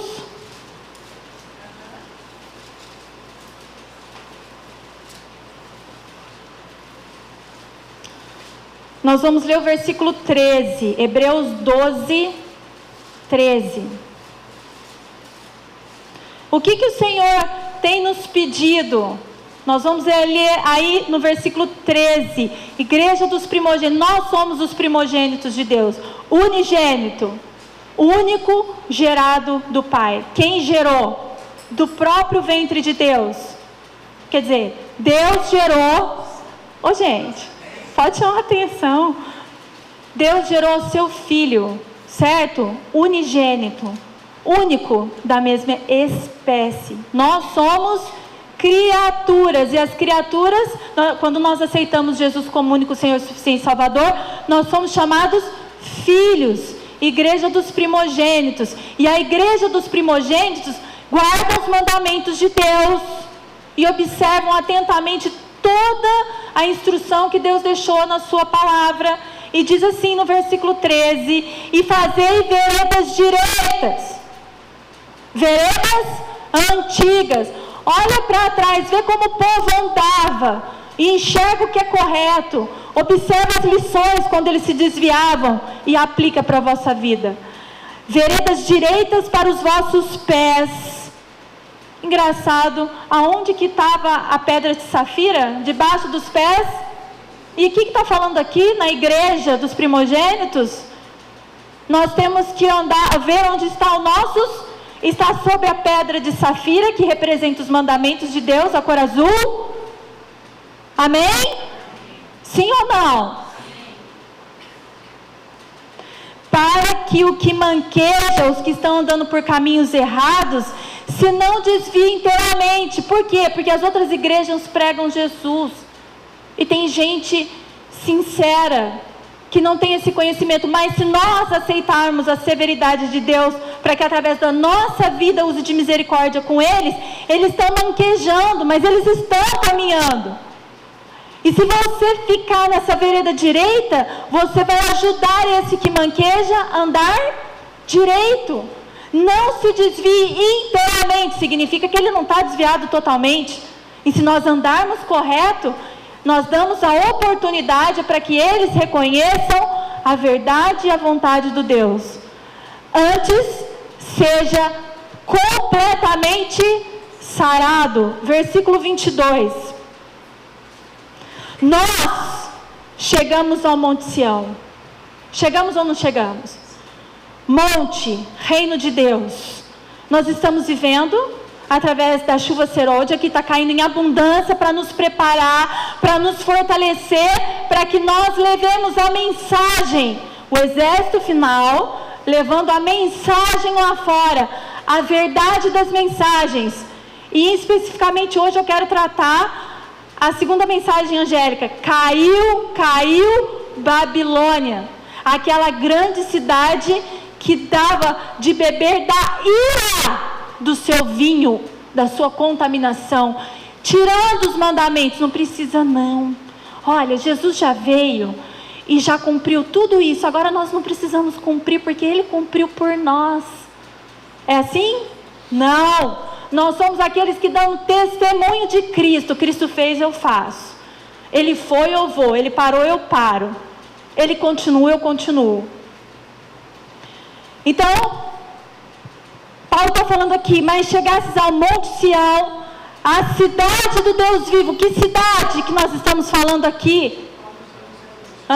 Nova Jerusalém, mulher vestida de sol, a Jerusalém celestial, e aos muitos milhares de anjos, a universal assembleia, igreja dos primogênitos, que estão inscritos nos céus. Como que a igreja dos primogênitos está inscrita no céu? Através do livro da vida. Você aceitou Jesus? Teu nome está lá? Sim ou não? Sim. Pode ser riscado? Pode. Quando? Quebra dos mandamentos.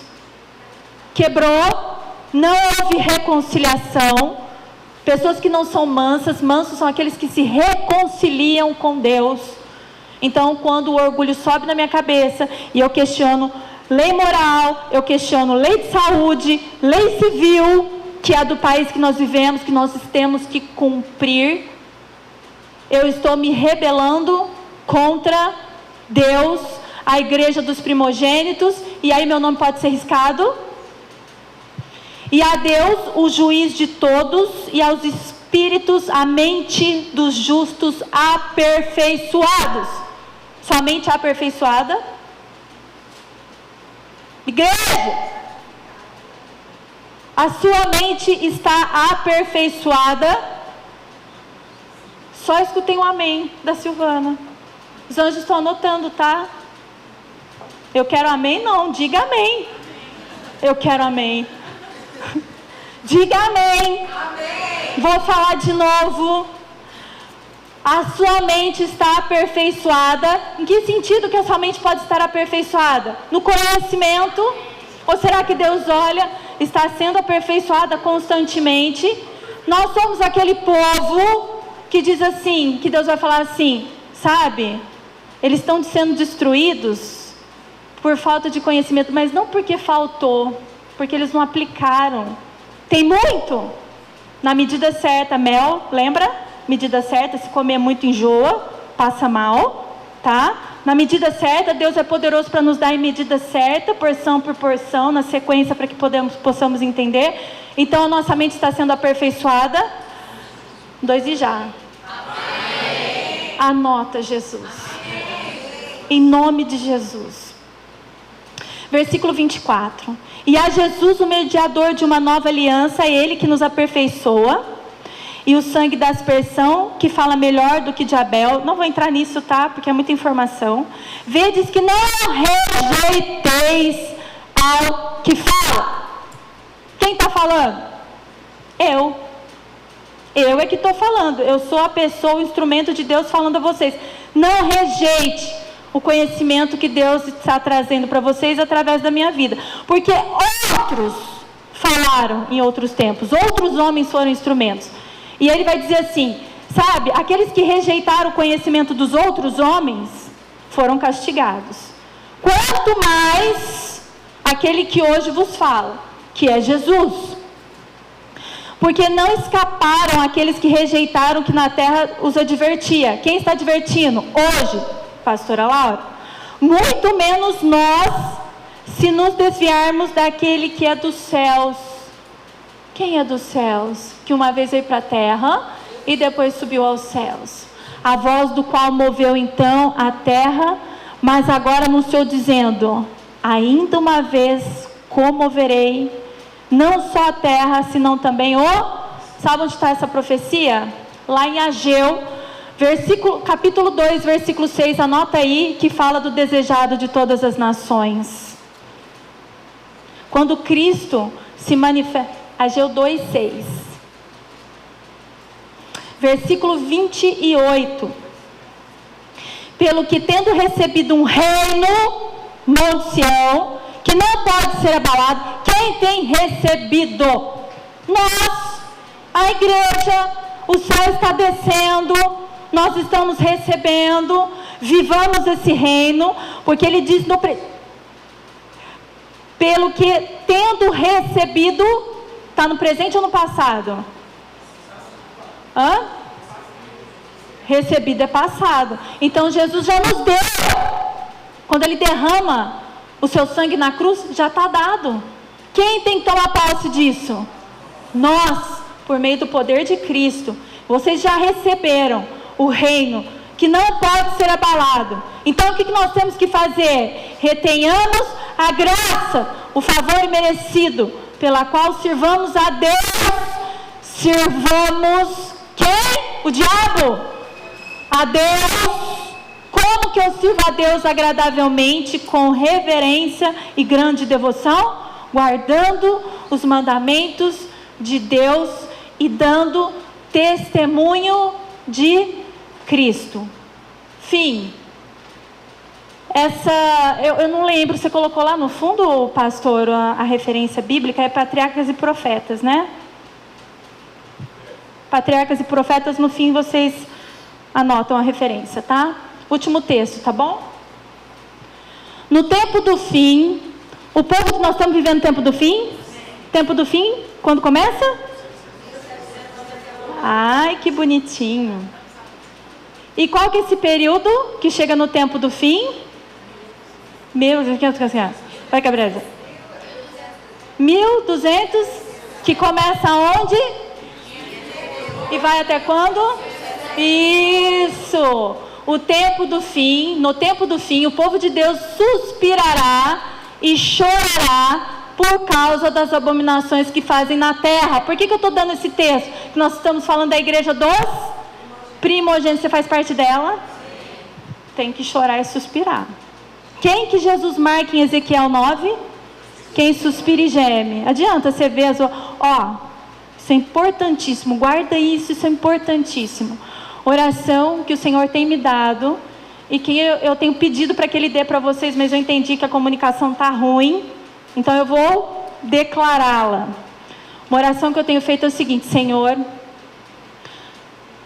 o Ló viveu num tempo muito difícil, bem como Noé.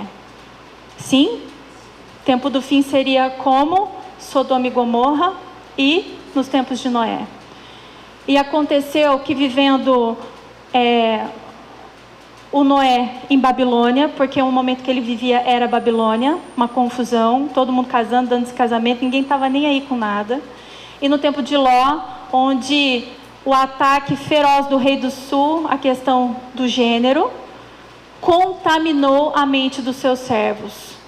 Ló estava em Sodoma, e eu me pergunto como que ele me oferece as suas 2 filhas em favor dos anjos.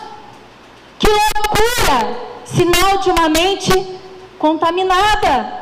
Ló orava, nós vimos no Novo Testamento, o pastor trouxe esse texto, que era ele que clamava a Deus pelas abominações que aconteciam em Sodoma e Gomorra. Mas ele se contaminou. Onde já se viu? Se ele sabia que eram anjos, precisava oferecer alguma coisa. O Senhor fala que nós daremos conta dos nossos filhos. Então, se eu entrego as minhas filhas, como fez Ló, na mão daqueles homens perversos, cheios de abominações, Deus ia me pedir conta disso. Isso significa que contaminou, que o profano virou comum. Quer dizer, o profano é comum. Tudo aquilo chamava a atenção dele, a ponto dele orar, mas não indignava. E o Senhor falou assim: ora pela sua mente, porque você vive em Sodoma e Gomorra e em Babilônia. E sabe o que eu percebo? Cada notícia que eu escuto de uma amiga dos meus filhos fazendo teste de gravidez que pode estar grávida, de outra que beijou não sei quantas meninas numa festa, e você vai ouvindo, e ouvindo, e ouvindo, e ouvindo, isso se torna comum, ainda que você não pratique. E Deus não quer que nós olhemos essa situação e nos deixamos contaminar por algo rotineiro. E eu tenho colocado: Senhor, transmite à minha casa os seus sentimentos de abominação contra essas coisas, porque não é só não praticar, mas precisa sentir o que Deus sente, e essa comunicação tem que ser pedida. Por causa disso, Ló perdeu a sua esposa, e Ló, como entregou num ato de proclamar que as filhas podiam ser entregues, elas foram, quando cometeram incesto com seu pai naquela caverna. É sério! E por causa disso nasceram duas nações que dificultaram o reino de Israel: os moabitas e os amonitas, descendente dessa relação ilícita das duas filhas com Ló. Nós estamos isentos disso? Escola, sabe qual que é o nome que Deus deu para mim? Catequese do diabo. Orem, Senhor, transmita, isso é minha oração de todos os dias, esse sentimento, porque a tua palavra diz que lá em Ezequiel 9 serão assinalados com a marca de Deus quem geme e chora pelas abominações. Não chora não? Não geme não? Não cai uma gota? Não é igreja dos primogênitos. Tem uma característica peculiar. Não é só não fazer, mas é chorar e gemer. Precisamos disso? Ah, Senhor, como nós precisamos que o Senhor compartilhe. Como precisamos ser sensíveis a isso.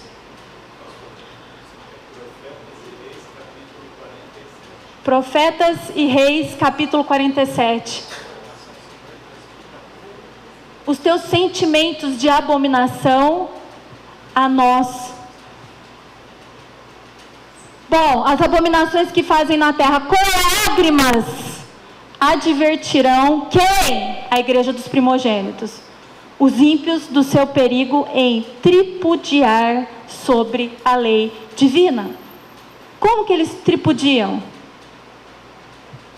Tudo que é contrário à vontade, à instituição de Deus, tudo é tripudiar. E com indizível tristeza se humilharão quem? Nós, a igreja dos primogênitos, perante o Senhor em penitência.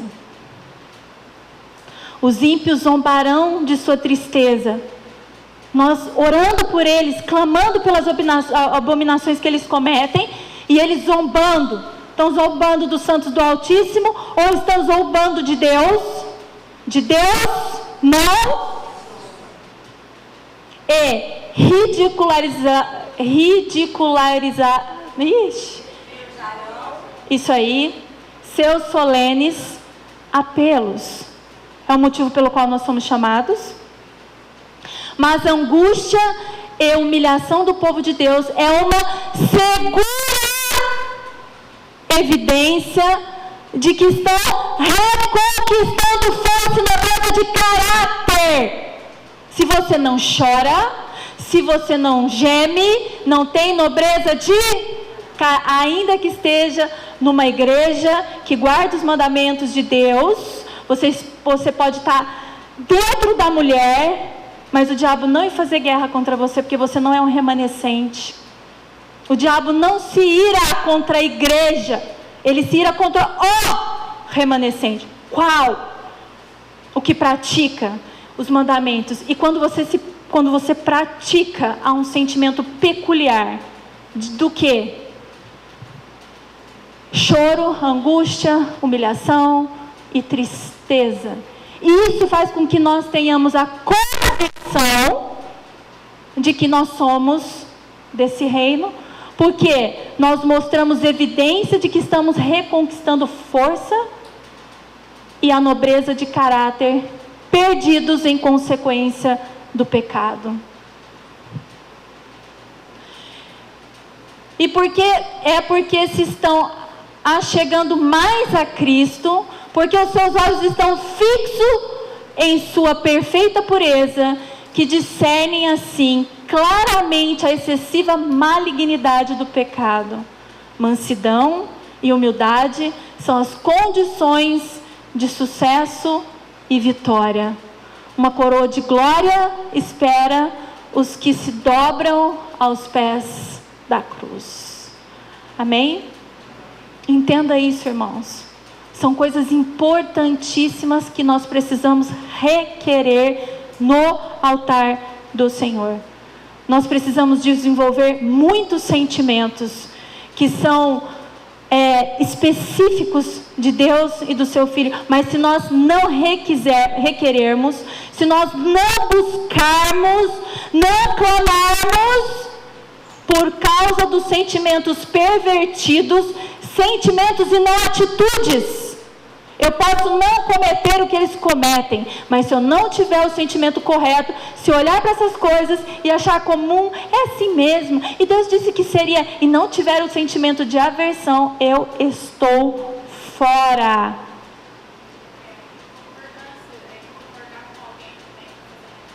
Sim, com certeza, você é cúmplice, tá? Então, se sua filha chega e fala, olha mãe, tem uma amiga minha que está com risco de estar grávida e eu vou ajudá-la. Ajudá-la de que jeito? Se ela estiver grávida, qual é o conselho que você vai dar? Não pode, você já não deveria ter feito, isso é consequência do pecado. E se ela disser, eu vou fazer um aborto, e você for com ela, embora você não concorde, mas você vá com ela comprar o remédio e fique junto, dando força, segurando na mãozinha, amiga, vai dar tudo certo, você é cúmplice. É esse sentimento aí, que nós precisamos pedir para Deus. É sentimento de repulso do pecado, não da pessoa, pecado. Essa é a igreja dos primogênitos. É isso que Deus deseja gerar no meu e no teu coração. Nós vamos adorar o Senhor falando que nós estamos disponíveis para a mensagem que Deus tem nos dado. Olha, tudo isso, toda essa maravilha de conhecimento, irmãos, nós estudamos um versículo do Apocalipse 17:4. O Apocalipse 17:4, olha o que gerou. Olha a riqueza, a profundidade da palavra de Deus, é inesgotável, uma fonte inesgotável. E Deus está nos dando isso com um único propósito: nos tornar a igreja dos primogênitos inscrita lá no céu. Seu nome precisa ser confirmado. Nós estamos passando por um processo chamado juízo de investigação. Estamos sendo investigados. Precisamos orar. Precisamos nos dedicar em oração. E precisamos absorver essa palavra. Não só, irmãos, entenda, o reino de Deus não é egoísta. Eu não estou estudando, eu não estou preparando com fim em mim mesmo, para que eu seja salvo. Não, para que eu seja um instrumento de salvação lá fora. Isso é reino. A minha preocupação é que Deus possa usar a minha vida com todo esse conhecimento lá fora. Que você possa se levantar neste momento com esse entendimento. E dizer, Senhor, eu tenho uma mensagem e eu quero que ela seja aperfeiçoada. Mas como Isaías fez, quando eu fiz essa oração pela primeira vez, disse assim, lá na casa do Senhor, eis-me aqui. Eu não sabia o que eu estava declarando. Mas o Senhor colocou na minha vida porque Ele sabia quem é que me sustentaria, que era o seu filho. Agora hoje, com a consciência que eu tenho, eu repito a declaração com consciência. Senhor, eis-me aqui. Jesus sabia o que ia acontecer em Jerusalém? E Ele foi rumo ao propósito. Nós sabemos o que vai acontecer conosco. O que aconteceu com o Cordeiro volta a acontecer com 144 mil, que são a representação de 144 mil Cristos na terra. Assim como Deus revelou para Cristo o seu propósito, Deus revela a nós o nosso propósito. Que nós não nos acovardemos, que nós sejamos como Cristo, à frente da batalha, vai à frente declarando, para que os seus discípulos te sigam e fiquem maravilhados. Entendam que o poder, o espírito de temor, de coragem, temor a Deus e de coragem e de amor tenha sido derramado em nós. Busque isso. Não se acovarde.